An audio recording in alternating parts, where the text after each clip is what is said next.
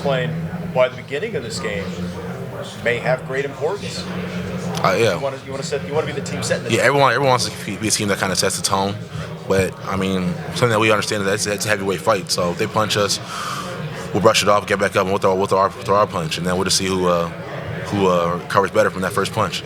You've had a lot of success in your third year, in your 3 years here, but you haven't been to the playoffs yet. How excited are you to finally get here, to being so close to the playoffs? I'm excited because I was talking to my friend at OU, and I was just kind of asking him, like, how are the playoffs like? Like, was it a different feel? And he was like, yeah, the playoffs are just different. Like, he doesn't know how to explain it. It's just like a different environment, different feel to it. So I'm just kind of ready to soak it all in, live in the moment, and have fun on Saturday. Who's the friend?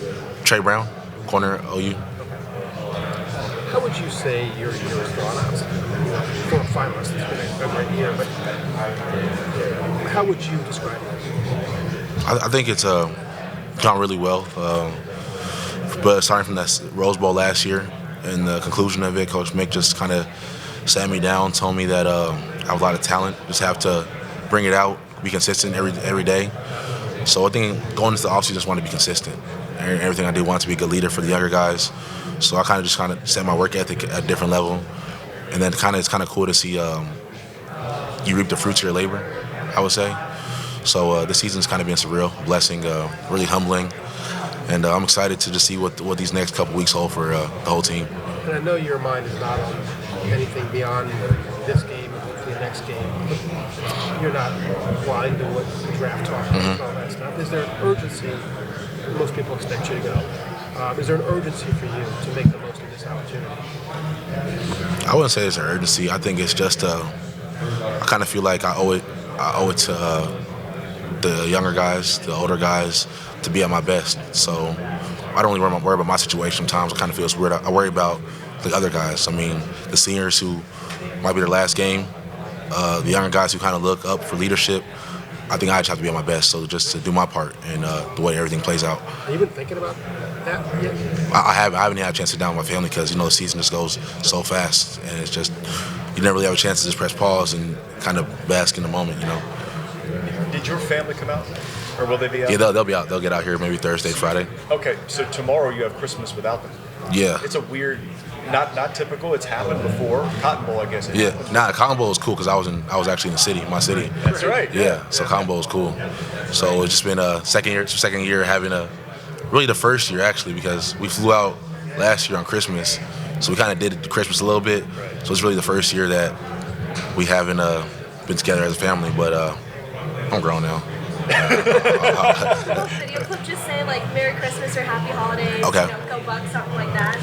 Merry Christmas and go Bucks. Thank you so much. Sorry, I came in late, but just kind of what are your overall thoughts? Trevor Lawrence and the offense, comes his offense, what do they do well to attack defenses? They do a really good job of just attacking DBs as far as their leverage, tracking them on the field, high point in the football. He puts the ball in really, really hard places for DB to make a play on.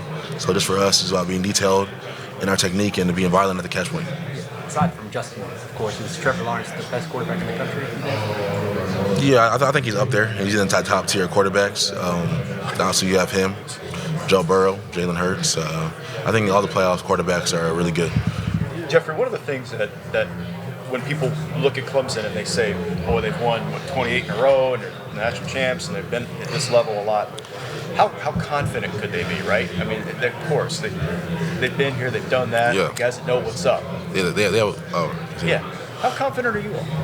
We're really confident. I mean, I think that, like I said, when you return a lot of starters, when you kind of go through the regular season in the fashion that we did as far as dominating teams, your confidence builds up and up. Justin builds a lot of confidence throughout the year. JK's running better than he ever has. So I think everything's kind of clicking on all cylinders. We're going to come back healthy on Saturday. So I'm excited. Coach Day has us fired up. Why? In that, obviously, there's no reason to not be fired up, right? Yeah. It's the biggest game you're going to play. But why specifically does he have this team motivated? Just because the journey that we've been through. People were counting us out for the season even started. And it's kind of feel like we kind of felt this year that we kind of had to earn our respect. So even when we think we've earned our respect, it's just something just always seems to happen that shows that we haven't earned our respect. So it's just about going out there, proving it every Saturday that show the world who we know we are. It's just funny that Clemson is 28 in a row defending national champions. You just talked about how people didn't respect you. It's like it's a theme to this game somehow. Yeah. For two 13-0 teams. How do you explain that? It's hard. It's weird to think about. I mean, they won 28 straight, defending national championships. They're at number 3. We felt like that we did a good job of dominating all the teams that we played. Didn't get the number 1 ranking. That's fine. So just about showing on Saturday that they feel like they have their things going there. We feel like we have things going our way. So we feel like Saturday will show who really earns that respect. About Clemson's passing game and what you have to do, other than just kind of play your game, what are the keys that you're going to have to really execute to be able to slow them down and get past the game? I think it'll be about not doing the same thing every single time. When you kind of start doing the same thing every snap in games like this, teams start to pick up on that. So just mixing up your tendencies. I would say tackling really well, and just don't get too high or too low on yourself. They make a big play. They're good players too. So just getting up, lining up. Next step, having a short memory like cornerbacks are supposed to have.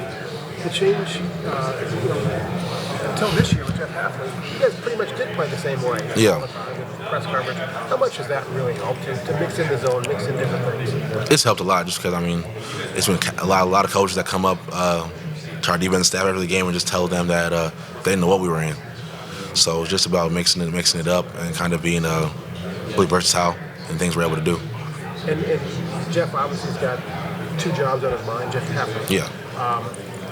I'm assuming you guys haven't seen any effectiveness. He's been all in with you guys. Is that right? Yeah, he's been all in. I mean, he obviously knows that. He's leader of the secondary of this defense. It's long Coach Madison, so he owes it to not just us but himself to finish season strong. No problem. A bunch of big, fast, long receivers. Is this a challenge that you really get excited or jacked up for going against one of the nation's top receiver groups? Definitely. I think anytime that our secondary has a chance to go against a receiver corps that's as good as them, we'll welcome it. So I think that we're really excited to have a chance to show what we're capable of doing. Jackson Carman is a guy that really considered Ohio State here in the recruiting process. Do you know him at all? I don't. Did you happen to cross paths with any of their players during the recruiting process? Do you know anybody on Clemson's team? I actually don't. No, actually I do. Amari Rogers. Yeah, me and him pretty cool. How do you know him? Camp maybe. Visit. I don't know. We just talk every now and then. Just wish him good luck after he hurt his ACL, and then told him that his ability to come back from the injury so fast and score that touchdown against Syracuse was really inspiring. When you guys are in man-to-man, do you expect to be the guy that locks up on T. Higgins, or does it really not matter because you've got a couple of guys that are high-level guys? Yeah, I think it doesn't necessarily matter just because our secondary has such good players all around. So I think if I'm guarding him, if Damon's guarding him, Sean's guarding him, Cam 7, I think that they know what the expectation is being Ohio State DB. It seems like they can sometimes just dominate it with sheer size with all the 6'4" guys back there. Do you guys match up as the quarterback position as good about maybe as anybody would you feel in the country because you're so lengthy and tall and great size to go with the athleticism back there at the corner spot? Yeah, I think so. I think Ohio State's done a really good job recruiting guys that are not necessarily big, but we do have our fair share of bigger DBs. Me being 6'1", Sean 6'1", Damon 6 foot, 7 6'1". So everyone we have bigger DBs, and I think that it makes the height advantage not so big. They do a great job of high pointing the ball, and even at your size, you're still going to give up 3 inches to several of those guys. What's kind of the key to defending a receiver when you know he's got a height advantage? And I guess sometimes they can put the ball in a place to where you just can't go up and get it if it's perfectly thrown. For me, I think 50-50 means 50-50, so we will have an equal chance to get it, and it's just about who gets the ball. And I think that we have to come out with the ball in our favor more times than they do. That'll be a big point in having a good showing as a secondary. Jeff, when the game here happened in 2016, you committed to Ohio State, 3 days later? Something like that? Yeah. Did you watch that game? I did. I know that the past doesn't matter, but this Clemson staff is the exact same as it was then. Yeah. Is there something that can still be gained from watching that old game and seeing what they do schematically, or is it completely thrown out the window? Yeah, I think I wanted to, but it wouldn't make any sense because they have a new quarterback. We have like almost all new players on the defense, so I think I could watch it, but I wouldn't really be gaining too much insight from watching that just because there's so much different things going on. Have you seen? I mean, has there been any review of that game at all? No, we don't watch that game. Is there any source of motivation you could take from that? Just even though you weren't a part of that, just to say, hey, I don't remember that game, but don't want it to happen again. It's hard to just do that because a lot of the guys that were there for that game aren't here anymore. From a defensive standpoint, from a head coach, player standpoint. So I think that we just look at it as a new challenge. I mean, a lot of guys, it'll be our first playoff game, and we kind of see it as a new challenge. Jeff, you had talked about earlier in the season returning the secondary to the best in America status. I just wonder, why did you feel like you needed to return it? And was that a conversation you all had maybe earlier in the spring? Yeah, I feel like we just had to fix what we broke, really. So when I got here, Ohio State secondary is considered one of the best secondaries in the country. Coming up from Marshawn and Garyon, Malik Hooker, and then at the end of my second year, just like we weren't considered the best secondaries and one of the best secondaries in the country anymore. We weren't even considered that good. So I think the whole offseason we had time to kind of just think about how we could get our secondary back to playing at that elite level. And it's kind of crazy. We put in the work for it, and then it's like as the season progressed, started to earn that respect more. And then at the season's end right now, it's kind of we're seeing people are saying, all right, the best secondary versus the best receiving core. It's kind of cool to see how things have done a 180. Did you really all feel like you had broke what you came into as what was the best? Yeah, I mean, when you get a secondary that just has Denzel Ward, Marshawn, Garyon, Malik Hooker, and then you look back and people aren't calling you guys, people are saying that the secondary might be the weak link in their defense, I think that's considered broken in my eyes. So it's just about returning it back to how we found it. Well, did you feel confident in the spring that you could get there? Yeah, I felt confident. And now it was just about kind of showing, first we wanted to show it during spring, then we wanted to show it during fall camp, then the next plan was showing it on Saturdays during fall. So I think it's kind of like a little process that we had. And as we were able to get over every single stage, we just gained more confidence. Do you feel like you're back there, or is this almost like maybe one of the final tests?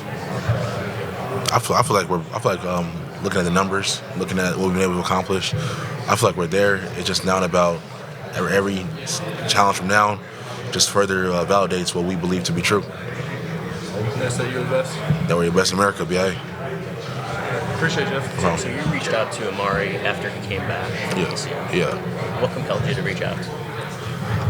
Just because when we've talked before, we follow each other. He tells me congrats. When I'm doing, I tell him congrats. So I think just seeing him get hurt, it was kind of like you don't want to everyone see when your friends get hurt. So I never knew you could come back from an ACL injury so fast. And I saw that he scored a touchdown, I think, his first game back. Yeah. And I mean, it's inspiring. I mean, guys, sometimes you see guys get hurt, they're down on themselves, morale's messed up. But that kind of just testimony to his work ethic and their training staff to get him back that fast and have him playing at a high level. Have you experienced any major injuries like that, or any injuries in general? Thanks for watching. Subscribe below to get the latest videos from Lettermen Row. We got Letterman Live, we've got the practice report, we got rapid reaction. Hey, and you know we got Buckeye IQ with Zach Bourne. For sure. We got recruiting breakdowns with Berm. We got whatever you need. Ohio State football and Ohio State athletics, we've got you covered here at Lettermen Row.